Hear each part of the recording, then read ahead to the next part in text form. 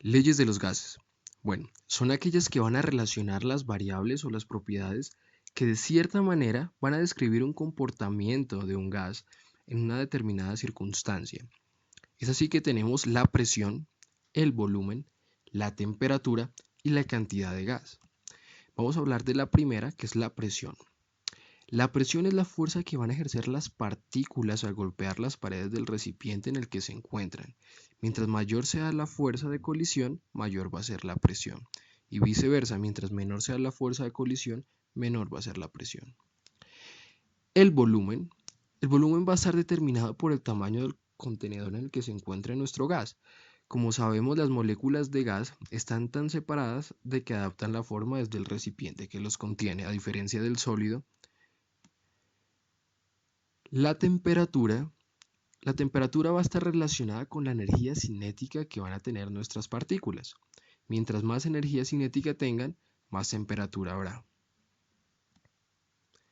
Y la cuarta y última, que es la cantidad de gas, es la cantidad de moléculas gaseosas que tenemos en nuestro contenedor. En la siguiente tabla vamos a relacionar la propiedad con la descripción y las principales unidades de medidas que manejamos. La presión, la fuerza que ejerce el gas contra las paredes de los contenedores, se va a medir en atmósferas, milímetros de mercurio, torricelis y pascal. El volumen, que es el espacio ocupado por el gas, va a estar medido por el litro por el mililitro. La temperatura va a ser la que determina la energía cinética y la velocidad de movimiento de las partículas, que lo vamos a medir en Celsius y en Kelvin cuando necesitamos hacer algún tipo de cálculos, hay que tenerlo en cuenta. Y la cantidad de moles, que es la cantidad de gas presente en un contenedor, lo vamos a medir por gramos o por moles, principalmente por moles. Bueno, ya con las propiedades claras vamos a relacionarlas en las leyes. La primera ley es la ley de Boyle, que dice que el volumen de un gas cambia inversamente con la presión del gas si no hay ni cambio ni en la cantidad ni en la temperatura. Eso significa que la presión aumenta y el volumen disminuye, y que la presión disminuye y el volumen aumenta. La siguiente ley es la ley de Charles. Nos dice que el volumen de un gas se relaciona directamente con su temperatura, cuando no vamos a cambiar ni la cantidad de moles ni la presión. Esto nos quiere decir que si la temperatura aumenta, el volumen del gas aumenta, que si la temperatura disminuye, el volumen disminuye. La siguiente ley, la ley de Gay-Lussac, nos dice que la presión de un gas se relaciona directamente con su temperatura. Esto significa que un aumento en la temperatura aumenta la presión, y una disminución de la temperatura es una disminución en la presión.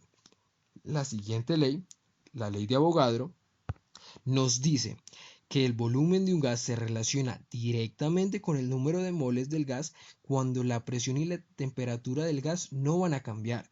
Esto nos dice que si las moles del gas aumentan, el volumen va a aumentar. Y si las moles disminuyen, pues el volumen también va a disminuir. La siguiente ley es la ley de los gases ideales. Esta ley nos va a relacionar nuestras cuatro propiedades, lo que es la presión, el volumen, la cantidad de mol y la temperatura. A su vez nos va a dar una constante que va a ser 0.082. Hay que tener en cuenta de que para ciertos problemas hay que tener el TPE, que es la temperatura y la presión estándar. Esta es 273 Kelvin y una atmósfera. La siguiente ley es la ley de presiones parciales, que dice que en una mezcla de dos o más gases, la presión total va a ser la suma de las presiones parciales de los gases.